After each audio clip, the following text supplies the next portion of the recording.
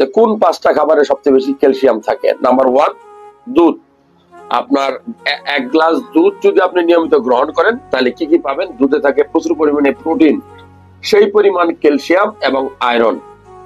আপনার হাড় শক্ত করার জন্য, মাংস বেশি শক্ত করার জন্য এই দুধের কোনো বিকল্প নেই। সো আমি প্রথমেই যে খাবারটা কথা বলবো যে আপনি দুধ খেতে পারেন। দুধ আপনার শরীরে প্রচুর পরিমাণে ক্যালসিয়াম সরবরাহ করবে। নাম্বার 2, খুব কমন যে খাবারটা আপনি রাস্তাঘাটের পাশে কিনে খেতে পারেন সেটা হলো কলা।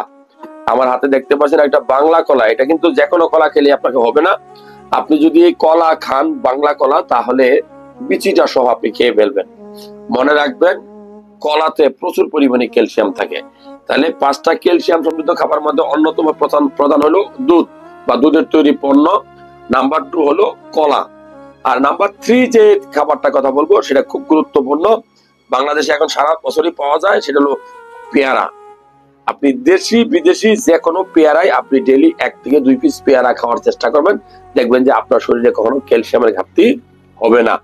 নাম্বার 4 খুব গুরুত্বপূর্ণ, আপনি মুরগির মাংস হোক, খাসির মাংস হোক, গরুর মাংস হোক, যেটা আপনার পক্ষে জোগানো সম্ভব, সপ্তাহে 2 থেকে 3 দিন আপনার মাংস খাওয়া উচিত। মাংসে প্রচুর পরিমাণে ক্যালসিয়াম থাকে। নাম্বার 5 যে খাবারটা কথা বলবো সেটা হলো যে প্রচুর পরিমাণে শাকসবজি আমাদের খেতে হয়।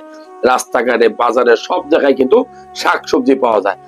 এখন আপনি যদি দিনের 3 বেলার 2 বেলায় আপনি প্রচুর পরিমাণে শাকসবজি খান, তাহলে আপনার শরীরে ক্যালসিয়ামের ঘাটতি দেখা দিবে না।